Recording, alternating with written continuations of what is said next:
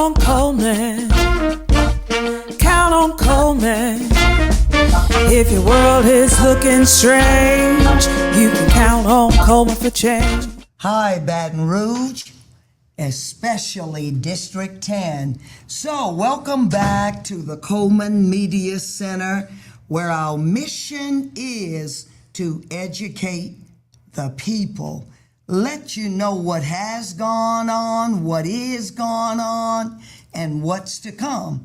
And with that being said, how about I know anybody that has been in 10, in Baton Rouge, I would even say some in the state ought to know this gentleman that's here with me at this time. And this is Raymond Cosey Sr., the owner of Ray J's College of Hair.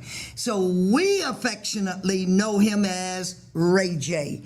And so I am going to yield to Mr. Ray J here just to tell us something about himself, South Baton Rouge, District 10, Baton Rouge, all of that, because he has been all over and made differences in the lives of people. Good afternoon. It's good to be here talking about this neighborhood because I was born and raised in this neighborhood. And when I say born and raised, I walked from 13th Street down to the bottom to school, which I graduated from McKinley. And doing that, I had a lot of things that I did within the neighborhood. I was a seasoned. I worked in the neighborhood, and working in the neighborhood is picking up popcorn selling. I did it for a price. If I didn't pick nothing, I didn't get paid. And figs, I picked figs and sold them. Wow. If I didn't pick them, then I couldn't sell them. These are seasoning things. And when you talk about seasoning things, let's go a little further in the neighborhood. I don't know if you know Mr. Keller, the Kellers that lived in the neighborhood. She was one of the pioneers of the neighborhood at New St. John. She used to do the Mother's Day flower for Mother's Day, and she would make them and I would sell them for a percentage. We did that for Mother's Day, and we did it for Father's Day. Everything that I did, I was independent in doing it because I was self-employed, which means if I didn't do it, then I didn't get anything. And I had parents that stayed on us. I had parents that made us go to church on Sundays. I had parents that looked after us, make sure we was well fed, well housed, and that was right here in the neighborhood on 13th Street. I was born and raised. And being that said, I shine shoes and up and down 13th Street. And you on 14th Street. These are the things that I did in order to make living. I picked up cold drink bottles for a percentage. Everything that I did was for a percentage. If I didn't do it, then I couldn't get it. I had the Bologna brothers around on 14th Street. Yes.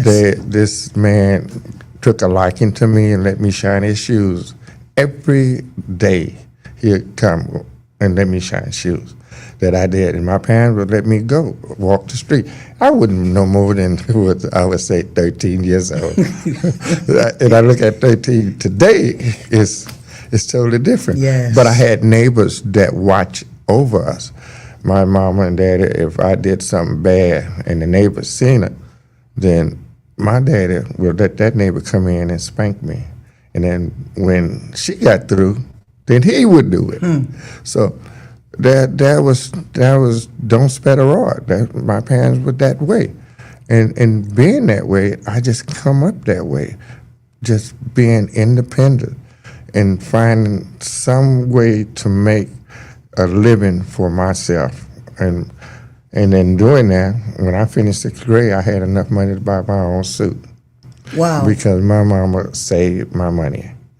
I had to take it home to her. And we dealt with Italian, that Bologna Brothers, Romanas. Those are the type stores that was in the neighborhood. And not only them Ray was in there. We saw the baker shop, was in the neighborhood. The cleaners was in the neighborhood. All of these businesses that was in the neighborhood that we supported was African American. And these are the things that I come up around. As a matter of fact, what I do today, I finish it before I finish high school. My parents allow me to go live with my uncle in New Orleans. The man that I worked for, Shining Shoes, I end up in the barbershop with him, Mr. Henry Webb. This shop is 100 years old, 150 years old, I think, today. He has his great-grandkids running that business today. And this is where I got my start. Not only I got my start there, when I got my license, I even worked for him. Most people tease me. I say, went from the feet to the head. So that way, that made a name for me, and I took on. And I worked with some of the finest barbers back then that I think most of you all know. It was Jeff Robinson, Seal Wilson, and Gilbert Partridge, and me. We created a name for the neighborhood and a business, and that business was Four-Way Barbershop. Each one of us had a part of that Four-Way. Four-Way today is still in the name of Gilbert Partridge and Raymond Cosey. So we still have it.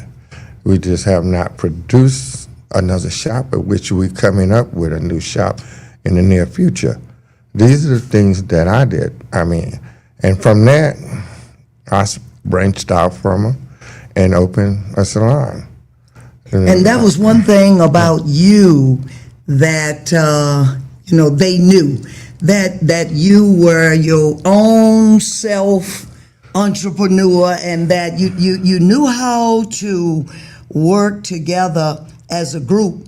But when you had your own ideas, then you would spring forward with doing that which you wanted to do. And see, these young people today talk about entrepreneurship, but what you're talking about now is real entrepreneurship. And what you say, if you didn't do it, you didn't get anything. And that is of utmost importance. I remember as a middle schooler coming in that Four-Way barber shop in there, and my brother Shining Shoes in that barber shop right there, Four-Way, and Uncle Seal being in there, and Jeff and you and Gilbert. And it was a respectful place where, everybody you could think of in this area came in there to get their hair cut. And so truly, you're the epitome of what entrepreneurship is and was, and just continuously ongoing with what and how you do it. But also, back then was the situation where there was men walk the streets. Yes. In South Baton Rouge. When I say men, you're talking about Eddie Robinson, the coach of Grambling. He'd be on the corner talking to the kids, or talking to men or boys. You're talking about Jemison, Dr. Jemison. He was one of the greatest men that I met in my lifetime that pretty much educated me. Dr. Clark these are the type of men that came to District 10 to get a haircut and wear a barbershop where I shine shoes at. And these are the guys that really said things that had an impact on my life today. I heard a lot positive talk rather than negative talk. And they talk religion, they talk business, they talk living life and how to survive. And education was one of the main things. Education don't have to be in a classroom. That's Education correct. can be on your daily walk, your daily job, your daily education comes so many different ways.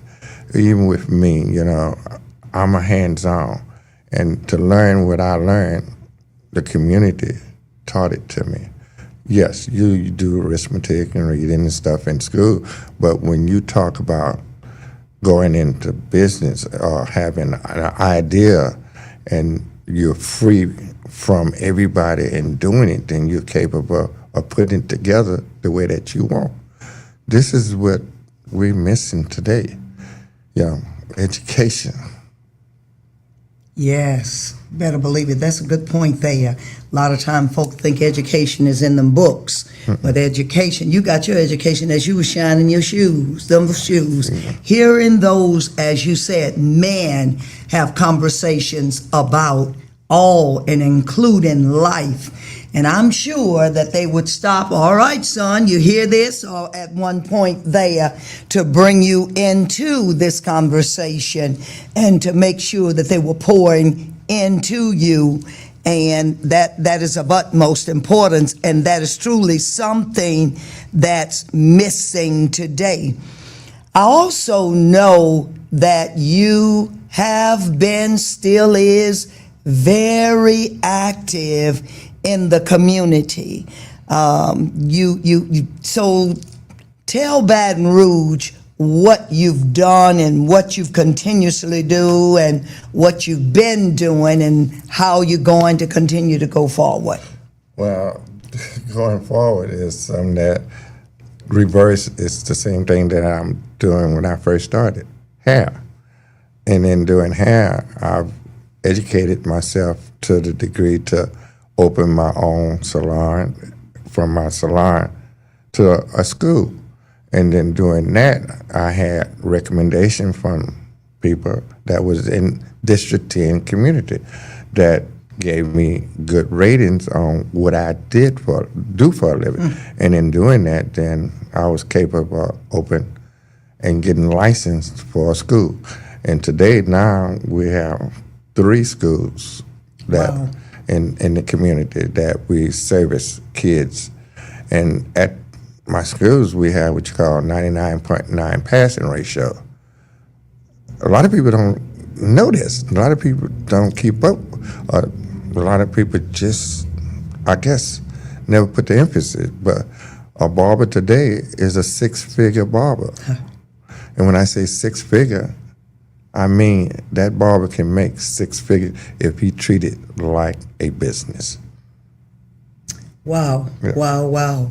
And the thing that I know and notice about you as you interact with these young people, the professionalism from the beginning to the end, how they dress, how they do, how they interact, the whole 9 yards. And again, that's education all the way around. And that's good to know, barbers out there, young people or not so young, if you're interested in making a decent, real living that you'll be proud of where your funds come from, if you know what I mean, then that's something to know about. Being a barber is a 6-figure career. Also, you have another school, and that's the thing about you, Ray J, is you always you keep that ball rolling. And so now this next school that you're going to have open soon is going to be the aesthetic school. And so talk about that and tell the community what it is that you have on the agenda. Well, our next school is going to be cosmetology, which means that we're going to be doing nails, aesthetics, makeup, eyebrow, lashes, and that. But the main thing that we put emphasis on, personality, hygiene, sanitation, property of hair, knowing the skin. These are the things that our schools really work on with our students. And texture of hair. If you don't know texture, how could you cut hair? You got to know texture. You got to know skin.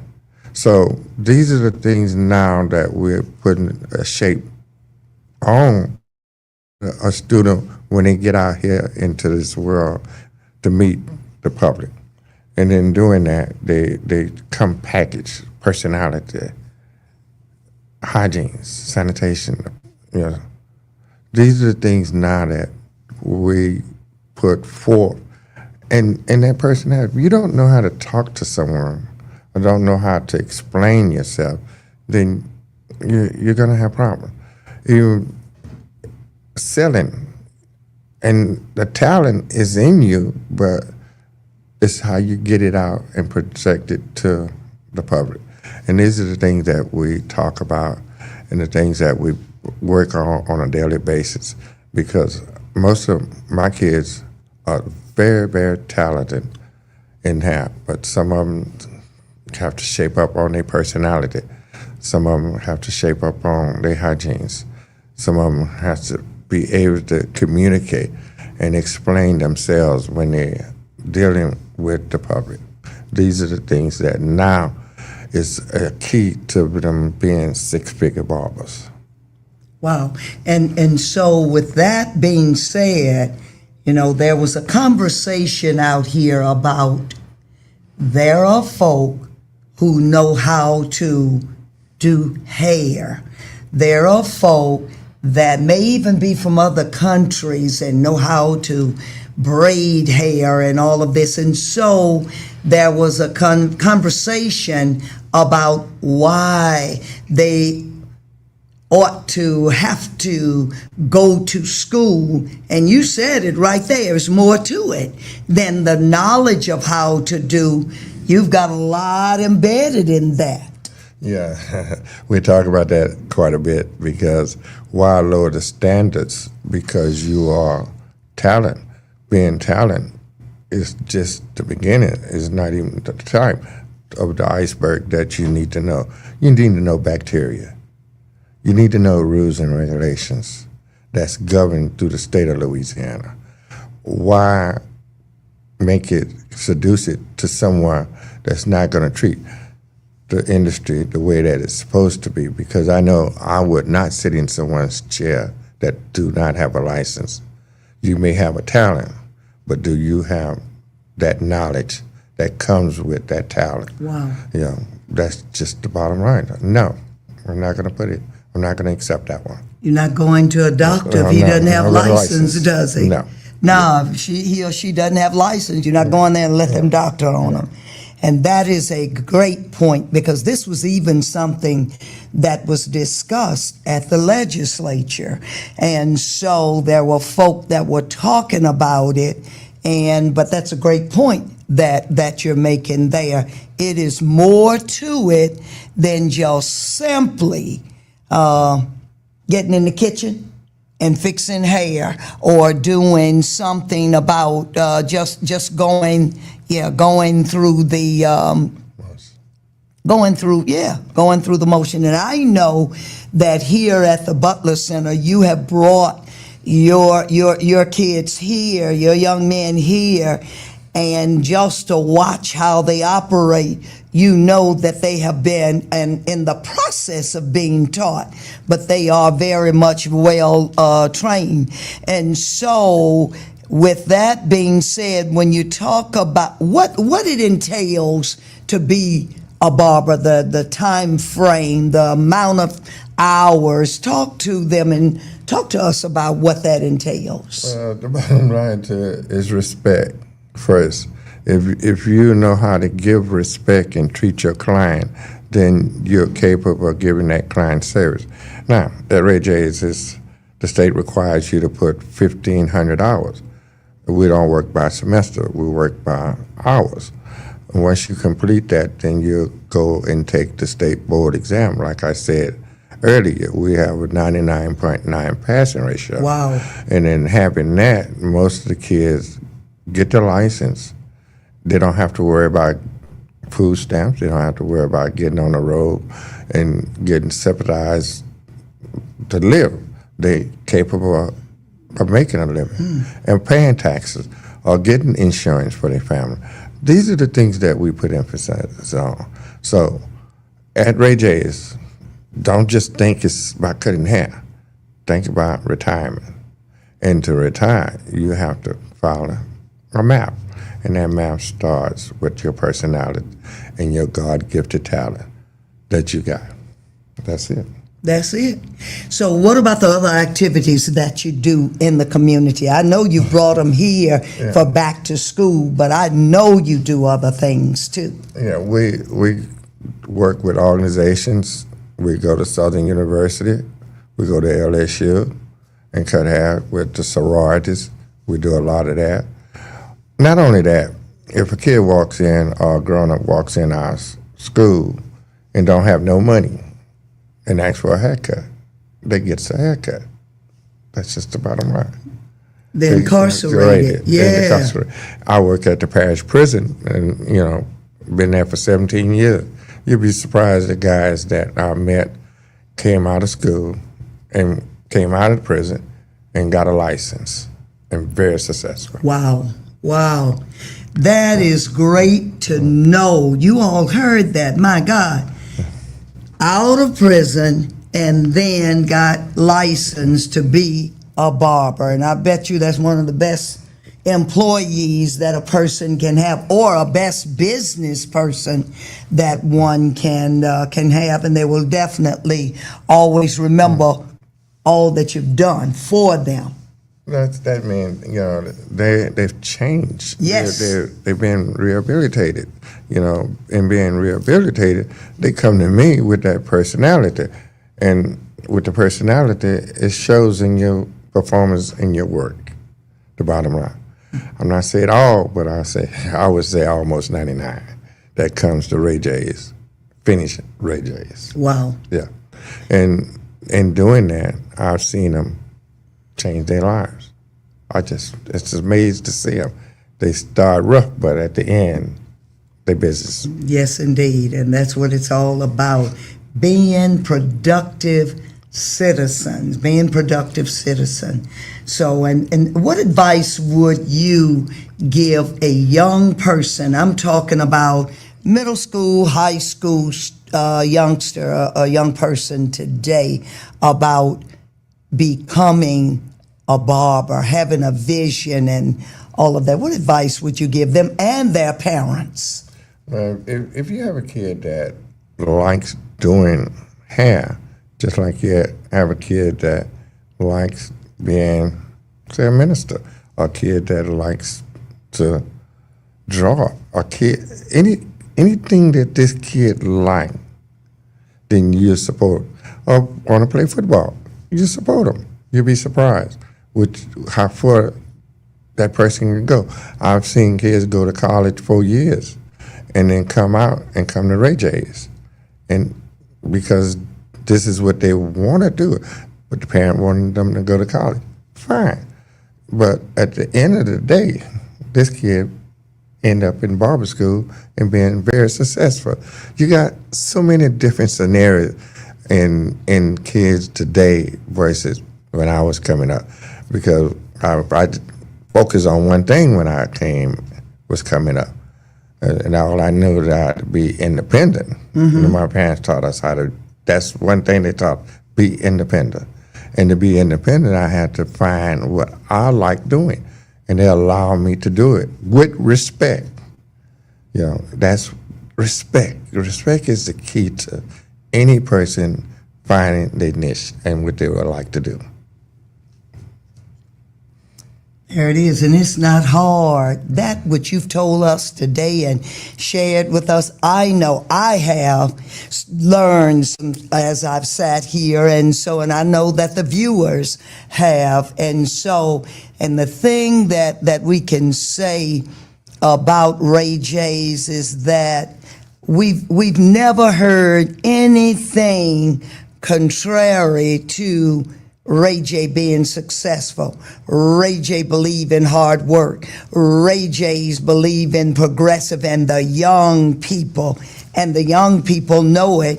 It's amazing even to see when they finish cutting that hair, how they just automatically grab that broom and that dustpan and get sweeping. And so that's all part of that process from the beginning to the end. And so my thing to them, I am a servant. You are no more than a service.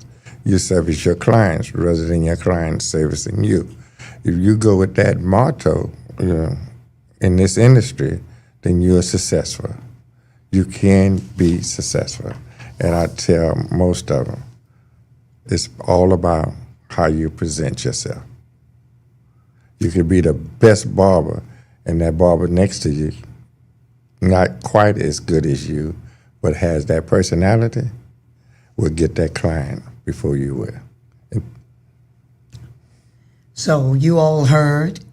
And so I just want to thank you for stopping here at the Coleman's Media broadcast here. And I just want you to spread the word to let others know about just being able to come and educate the people. And I know that this, along with us, will definitely spread the word about Ray J. So tell them where you're located and how do they get in Ray J's beauty school, barber school. Well, to get in school, you have to have a high school diploma or a GED.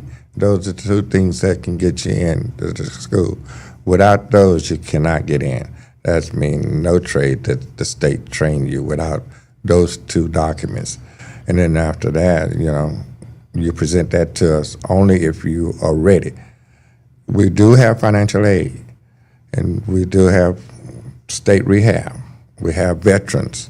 These are organizations that fund Ray J's with their students. You give us a call at 1726 Wooddale Court, and that number is area code 928-6890.